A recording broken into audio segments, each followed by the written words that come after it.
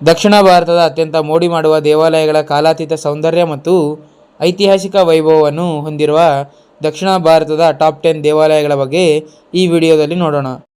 Number 10, Shri Ranganatha ಸ್ವಾಮಿ ದೇವಸ್ಥಾನ.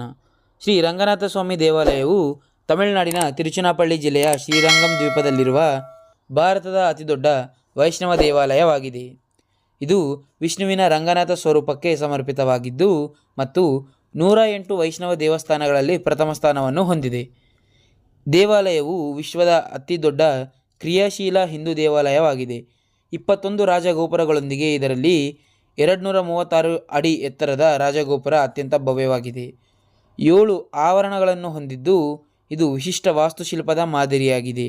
ಭಗವಾನ್ ವಿಷ್ಣುವಿನ 1000ಕ್ಕೂ ಹೆಚ್ಚು ಶಿಲ್ಪಗಳು ಅಳವಡಿಸಲ್ಪಟ್ಟಿದೆ.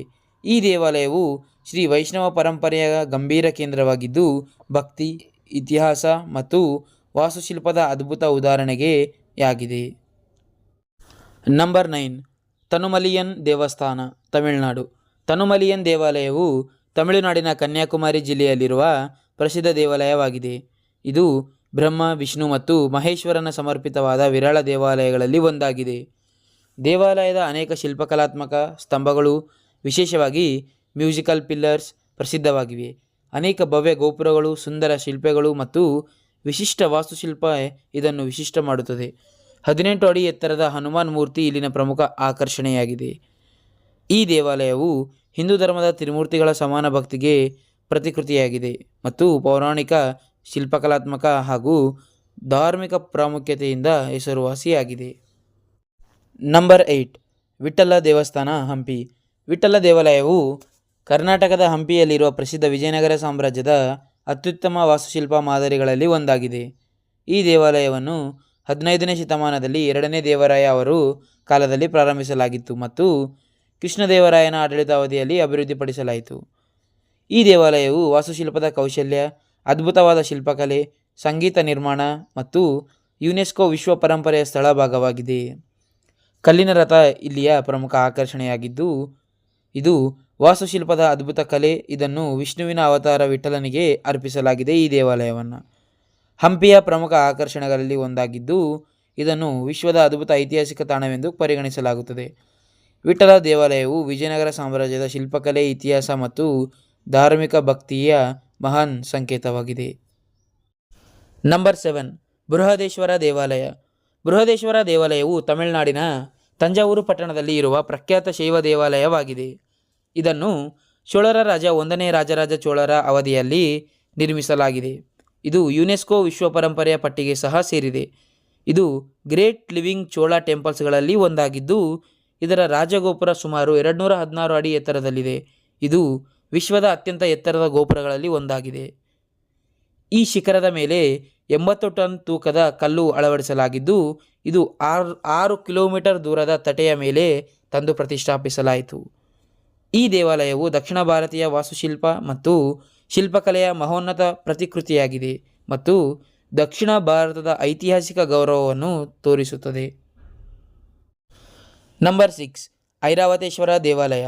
ಐರಾವತೇಶ್ವರ ದೇವಾಲಯವು ತಮಿಳುನಾಡಿನ ತಂಜಾವೂರು ಜಿಲ್ಲೆಯ ಧಾರಾಸುರಂ ಪಟ್ಟಣದಲ್ಲಿ ಸ್ಥಿತವಾಗಿದ್ದು ಇದು ಚೋಳರ ರಾಜ 2ನೇ ರಾಜೇಂದ್ರ ಚೋಳ ಅವರ ಆಡಳಿತದ ಅವಧಿಯಲ್ಲಿ ನಿರ್ಮಿಸಲಾದ ಪ್ರಮುಖ ಶೈವ ದೇವಾಲಯವಾಗಿದೆ. ಈ ದೇವಾಲಯವನ್ನು ಯುನೆಸ್ಕೋ ವಿಶ್ವ ಪರಂಪರೆಯ ಪಟ್ಟಿಗೆ ಸೇರಿಸಲಾಗಿದ್ದು ಮತ್ತು ರಾಜರಾಜೇಶ್ವರಿ ದೇವಾಲಯ ಮತ್ತು ಬೃಹದೇಶ್ವರ ದೇವಾಲಯ ಸಹಿತ ಗ್ರೇಟ್ ಲಿವಿಂಗ್ ಚೋಳ ಟೆಂಪಲ್ಸ್ ಎಂಬ ಹೆಸರಿನಲ್ಲಿ ಇವು ಪ್ರಸಿದ್ಧವಾಗಿವೆ. ಈ ದೇವಾಲಯದ ಶಿಲ್ಪಕಲೆ ಹಾಗೂ ವಾಸ್ತುಶಿಲ್ಪ ಅತ್ಯಂತ ವಿಶಿಷ್ಟವಾಗಿದ್ದು ವಿಶಿಷ್ಟ ರಥಾಕಾರದ ವಿನ್ಯಾಸ, ಸಂಗೀತವಂತ ಮಂಟಪ, ಪುರಾತನ ಶಿಲ್ಪಕಲೆಗಳು ಹಾಗೂ ಪೌರಾಣಿಕ ಹಿನ್ನೆಲೆಗಳು ಇದನ್ನು ದಕ್ಷಿಣ ಭಾರತೀಯ ಪರಂಪರೆಯ ಅಮೂಲ್ಯ ಆಸ್ತಿಯನ್ನಾಗಿ ಮಾಡಿವೆ. ನಂಬರ್ 5, ಐಹೊಳೆ ಪಟ್ಟದಕಲ್ಲು ದೇವಸ್ಥಾನ. ಐಹೊಳೆ ಮತ್ತು ಪಟ್ಟದಕಲ್ಲಿನ ದೇವಸ್ಥಾನಗಳು ಕರ್ನಾಟಕದ ಬಾಗಲಕೋಟೆ ಜಿಲ್ಲೆಯ ಪ್ರಖ್ಯಾತ ಪುರಾತನ ಸ್ಮಾರಕಗಳಾಗಿವೆ. ಐಹೊಳೆ ಚಾಳುಕ್ಯರ ರಾಜಧಾನಿಯಾಗಿದ್ದು 5ನೇ ಶತಮಾನದಿಂದ 8ನೇ ಶತಮಾನದವರೆಗೆ ಹಲವಾರು ಶಿಲ್ಪಕಲಾತ್ಮಕ ದೇವಸ್ಥಾನಗಳನ್ನು ನಿರ್ಮಿಸಲಾಗಿದೆ. ಐಹೊಳೆಯನ್ನು ದೇವಾಲಯಗಳ ತೊಟ್ಟಿಲು ಎಂದು ಕರೆಯಲಾಗುತ್ತದೆ, ಏಕೆಂದರೆ ಇಲ್ಲಿ 120ಕ್ಕೂ ಹೆಚ್ಚು ಪ್ರಾಚೀನ ದೇವಾಲಯಗಳು ಇವೆ.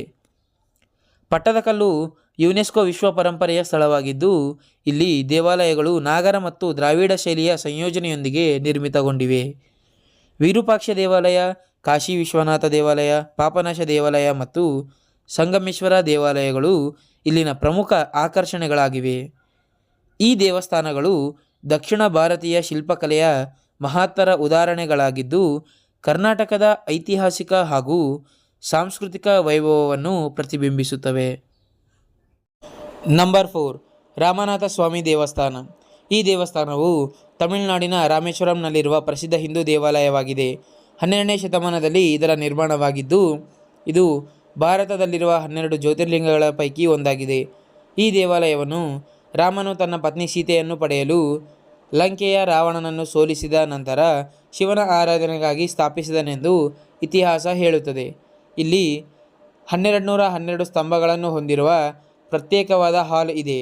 ಇದನ್ನು ಕೊಳವೆಮಾರು ಎಂದು ಕರೆಯುತ್ತಾರೆ. ದೇವಾಲಯದ ಪ್ರಮುಖ ಇತಿಹಾಸವನ್ನು ಚೋಳ, ಪಾಂಡ್ಯ, ನಾಯಕ ಮತ್ತು ಸೇತುಪತಿ ರಾಜವಂಶಗಳ ಆಳ್ವಿಕೆಯಲ್ಲಿ ಕಾಣಬಹುದು. ಈ ದೇವಸ್ಥಾನವು ತನ್ನ ಅದ್ಭುತ ಗೋಪುರಗಳು, ದೀರ್ಘವಾದ ಕೊಳವೆಮಾರು ಮತ್ತು ಪವಿತ್ರ ತೀರ್ಥಕುಂಡಗಳಿಗಾಗಿ ಪ್ರಸಿದ್ಧವಾಗಿದೆ. ಇದು ಭಕ್ತರಿಗೆ ಆಧ್ಯಾತ್ಮಿಕ ಶಾಂತಿ ಮತ್ತು ಶ್ರದ್ಧೆಯ ಕೇಂದ್ರವಾಗಿದೆ. ನಂಬರ್ 3, ಶ್ರೀ ವೆಂಕಟೇಶ್ವರ ಸ್ವಾಮಿ ದೇವಸ್ಥಾನ. ಈ ದೇವಸ್ಥಾನವು ಆಂಧ್ರ ಪ್ರದೇಶದ ತಿರುಪತಿ ಶ್ರೀ ವೆಂಕಟೇಶ್ವರ ಬೆಟ್ಟದಲ್ಲಿರುವ ಪವಿತ್ರ ಹಿಂದೂ ದೇವಾಲಯವಾಗಿದೆ. ಇದು ಭಗವಾನ್ ಮಹಾವಿಷ್ಣುವಿನ ಅವತಾರವಾದ ಶ್ರೀ ವೆಂಕಟೇಶ್ವರನಿಗೆ ಸಮರ್ಪಿತವಾಗಿದ್ದು ವೈನತೆಯ ಪರ್ವತ ಶ್ರೇಣಿಯಲ್ಲಿರುವ 7 ಬೆಟ್ಟಗಳ ಪೈಕಿ ಒಂದರಲ್ಲಿ ಸ್ಥಾಪಿತವಾಗಿದೆ. ಈ ದೇವಾಲಯದ ಇತಿಹಾಸ ಪ್ರಾಚೀನವಾಗಿದೆ. ಪುರಾಣಗಳ ಪ್ರಕಾರ ಭಗವಾನ್ ವೆಂಕಟೇಶ್ವರನು ಕಲಿಯುಗದಲ್ಲಿ ಭಕ್ತರಿಗೆ ಆಶ್ರಯವನ್ನು ನೀಡಲು ತಿರುಮಲ ಬೆಟ್ಟದಲ್ಲಿ ನೆಲೆಸಿದರು. ಈ ದೇವಾಲಯವನ್ನು ಮೊದಲಿಗೆ ಪಲ್ಲವರು, ಚೋಳರು ಮತ್ತು ಪಾಂಡ್ಯರು ಪೋಷಿಸಿದ್ದರು. ನಂತರ ವಿಜಯನಗರ ಸಾಮ್ರಾಜ್ಯದ ಶ್ರೀ ಕೃಷ್ಣದೇವರಾಯನ ಕಾಲದಲ್ಲಿ ಅದನ್ನು ಇನ್ನಷ್ಟು ಅಭಿವೃದ್ಧಿಪಡಿಸಲಾಯಿತು. ತಿರುಪತಿ ವೆಂಕಟೇಶ್ವರ ಸ್ವಾಮಿ ದೇವಾಲಯವು ಕಲಿಯುಗದ ವೈಕುಂಠ ಎಂದು ಕರೆಯಲಾಗುತ್ತದೆ. ಇದನ್ನು ವಿಶ್ವದ ಶ್ರೀಮಂತ ಮತ್ತು ಹೆಚ್ಚು ಭೇಟಿ ನೀಡುವ ಧಾರ್ಮಿಕ ತೀರ್ಥಕ್ಷೇತ್ರಗಳಲ್ಲಿ ಇದು ಒಂದಾಗಿದೆ. ಪ್ರತಿದಿನವೂ ಲಕ್ಷಾಂತರ ಭಕ್ತರು ಶ್ರೀನಿವಾಸನ ದರ್ಶನಕ್ಕೆ ಬರುತ್ತಾರೆ ಮತ್ತು ಪ್ರಸಿದ್ಧ ಲಡ್ಡು ಪ್ರಸಾದ ಹಾಗೂ ಹುಂಡಿ ಕಾಣಿಕೆಗಳಿಂದಾಗಿ ಈ ದೇವಾಲಯ ಆರ್ಥಿಕವಾಗಿಯೂ ಪ್ರಭಾವಶಾಲಿಯಾಗಿದೆ. ನಂಬರ್ 2, ಮೀನಾಕ್ಷಿ ದೇವಾಲಯ. ಮೀನಾಕ್ಷಿ ದೇವಸ್ಥಾನವು ತಮಿಳುನಾಡಿನ ಮದುರೈನಲ್ಲಿ ಇರುವ ಪ್ರಖ್ಯಾತ ಹಿಂದೂ ದೇವಾಲಯವಾಗಿದ್ದು ಇದು ದೇವಿ ಮೀನಾಕ್ಷಿ ಮತ್ತು ಸೋಮೇಶ್ವರ ಅವರಿಗೆ ಸಮರ್ಪಿತವಾಗಿದೆ. ಈ ದೇವಾಲಯದ ಇತಿಹಾಸವು ಪ್ರಾಚೀನ ಕಾಲಕ್ಕೆ ಸೇರಿದ್ದು ತಮಿಳು ಸಂಗಮ್ ಯುಗದಲ್ಲಿ ಸುಮಾರು 2500 ವರ್ಷಗಳ ಹಿಂದೆ ಇದರ ಪ್ರಾರಂಭಿಕ ರೂಪ ಇತ್ತು ಎಂಬುದು ನಂಬಿಕೆ. ಈ ದೇವಸ್ಥಾನವನ್ನು ಪ್ರಾರಂಭಿಕವಾಗಿ ಪಾಂಡ್ಯರಾಜರು ನಿರ್ಮಿಸಿದರೆ ಅದರ ನಂತರ ವಿಜಯನಗರ ಸಾಮ್ರಾಜ್ಯದ ರಾಜರು 16ನೇ ಶತಮಾನದಲ್ಲಿ ಇದನ್ನು ಪುನರ್ನಿರ್ಮಿಸಿದರು. ವಿಶಿಷ್ಟ ದ್ರಾವಿಡ ಶೈಲಿಯ ವಾಸ್ತುಶಿಲ್ಪ, ಎತ್ತರದ ಗೋಪುರಗಳು, ಸುಂದರ ಶಿಲ್ಪಕಲಾಕೃತಿಗಳು ಹಾಗೂ ವೈಭವಶಾಲಿ ಆವರಣಗಳಿಂದ ಈ ದೇವಸ್ಥಾನ ಜನಪ್ರಿಯವಾಗಿದೆ. ಮೀನಾಕ್ಷಿ ದೇವಾಲಯವು ಅಯೋಧ್ಯೆ ರಾಮನ ಕಾಲದಿಂದಲೂ ಪವಿತ್ರ ಕ್ಷೇತ್ರವಾಗಿ ಪರಿಗಣಿತವಾಗಿದೆ. ಪ್ರತಿ ವರ್ಷ ಹಮ್ಮಿಕೊಳ್ಳುವ ಮೀನಾಕ್ಷಿ ತಿರುಕಲ್ಯಾಣಂ ಉತ್ಸವ ದೇಶದಾದ್ಯಂತ ಪ್ರಸಿದ್ಧವಾಗಿದೆ. ಇದು ಭಾರತೀಯ ಸಂಸ್ಕೃತಿಯ ಮತ್ತು ಇತಿಹಾಸ ಮತ್ತು ಆಧ್ಯಾತ್ಮಿಕ ಪರಂಪರೆಯ ಮಹತ್ವದ ತಾಣವಾಗಿದೆ. ನಂಬರ್ 1, ವಿರೂಪಾಕ್ಷ ದೇವಾಲಯ. ಹಂಪಿಯಲ್ಲಿರುವ ವಿರೂಪಾಕ್ಷ ದೇವಾಲಯವು ಶಿವನ ವಿರೂಪಾಕ್ಷ ರೂಪಕ್ಕೆ ಮೀಸಲಾಗಿರುವ ಪ್ರಾಚೀನ ಮತ್ತು ಪ್ರಸಿದ್ಧ ದೇವಾಲಯವಾಗಿದೆ. ಇದರ ಇತಿಹಾಸವು 7ನೇ ಶತಮಾನದಿಂದ ಪ್ರಾರಂಭವಾಗುತ್ತದೆ. ಆದರೆ ವಿಜಯನಗರ ಸಾಮ್ರಾಜ್ಯದ ಅವಧಿಯಲ್ಲಿ ವಿಶೇಷವಾಗಿ ಕೃಷ್ಣದೇವರಾಯನ ಆಳ್ವಿಕೆಯಲ್ಲಿ ಇದನ್ನು ಪುನರ್ನಿರ್ಮಿಸಿ ದೊಡ್ಡದಾಗಿ ವಿಸ್ತರಿಸಲಾಯಿತು. ಈ ದೇವಾಲಯವು ಅದ್ಭುತ ವಾಸ್ತುಶಿಲ್ಪ, ದ್ವಾರಗೋಪುರಗಳು, ಕಲಾತ್ಮಕ ಶಿಲ್ಪಗಳು ಹಾಗೂ ದೇವರ ಪರಂಪರಾ ಪೂಜಾ ಪದ್ಧತಿಗಳಿಂದ ಪ್ರಸಿದ್ಧವಾಗಿದೆ. ಹಂಪಿಯು ಯುನೆಸ್ಕೋ ವರ್ಲ್ಡ್ ಹೆರಿಟೇಜ್ ಸೈಟ್ ಆಗಿ ಎಂದು ಘೋಷಿಸಲಾಗಿದೆ. ವಿರೂಪಾಕ್ಷ ದೇವಸ್ಥಾನ ಇದರ ಪ್ರಮುಖ ಆಕರ್ಷಣೀಯ ಸ್ಥಾನವಾಗಿದೆ. ದಕ್ಷಿಣ ಭಾರತವು ವಿಶ್ವದ ಕೆಲವು ಭವ್ಯವಾದ ಮತ್ತು ಐತಿಹಾಸಿಕವಾಗಿ ಮಹತ್ವದ ದೇವಾಲಯಗಳಿಗೆ ನೆಲೆಯಾಗಿದೆ.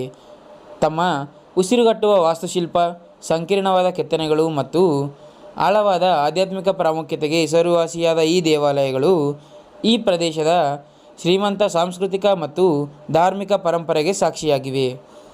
ತಮಿಳುನಾಡಿನ ಗೋಪುರಗಳಿಂದ ಕರ್ನಾಟಕ, ಕೇರಳ, ಆಂಧ್ರ ಪ್ರದೇಶ್ ಮತ್ತು ತೆಲಂಗಾಣದ ಪ್ರಶಾಂತ ಮತ್ತು ಸಂಕೀರ್ಣ ವಿನ್ಯಾಸದ ದೇವಾಲಯಗಳವರೆಗೆ ಪ್ರತಿ ದೇವಾಲಯವು ಭಕ್ತಿ, ಕಲೆ ಮತ್ತು ಇತಿಹಾಸದ ಕಥೆಯನ್ನು ಹೇಳುತ್ತವೆ. ಚೋಳರು, ಪಲ್ಲವರು, ವಿಜಯನಗರ ದೊರೆಗಳು ಮತ್ತು ನಾಯಕರಂತಹ ವಿವಿಧ ರಾಜವಂಶಗಳಿಂದ ಶತಮಾನಗಳಿಂದ ನಿರ್ಮಿಸಲ್ಪಟ್ಟ ಈ ದೇವಾಲಯಗಳು ಪೂಜಾ ಸ್ಥಳಗಳು ಮಾತ್ರವಲ್ಲದೆ ಪ್ರಾಚೀನ ಭಾರತದ ಕಲಾತ್ಮಕ ಪ್ರತಿಭೆಯನ್ನು ಪ್ರತಿಬಿಂಬಿಸುವ ವಾಸ್ತುಶಿಲ್ಪದ ಅದ್ಭುತಗಳು. ವಿವರವಾದ ಶಿಲ್ಪಗಳು, ರೋಮಾಂಚಕ ಹಸಿ ಚಿತ್ರಗಳು ಮತ್ತು ಪವಿತ್ರ ಆಚರಣೆಗಳನ್ನು ಒಳಗೊಂಡಿರುವ ಈ ದೇವಾಲಯಗಳು ಆಧ್ಯಾತ್ಮಿಕತೆಯ ಕೇಂದ್ರಗಳಾಗಿ ಮುಂದುವರಿಯುತ್ತವೆ, ಯಾತ್ರಿಕರ ಮತ್ತು ಪ್ರವಾಸಿಗರನ್ನು ಆಕರ್ಷಿಸುತ್ತವೆ. ದಕ್ಷಿಣ ಭಾರತದ ಅತ್ಯಂತ ಮೋಡಿ ಮಾಡುವ ದೇವಾಲಯಗಳ ಕಾಲಾತೀತ ಸೌಂದರ್ಯ ಮತ್ತು ಐತಿಹಾಸಿಕ ವೈಭವವನ್ನು ಹೊಂದಿರುವ ದಕ್ಷಿಣ ಭಾರತದ ಟಾಪ್ 10 ದೇವಾಲಯಗಳ ಬಗ್ಗೆ ಈ ವಿಡಿಯೋದಲ್ಲಿ ನೋಡೋಣ.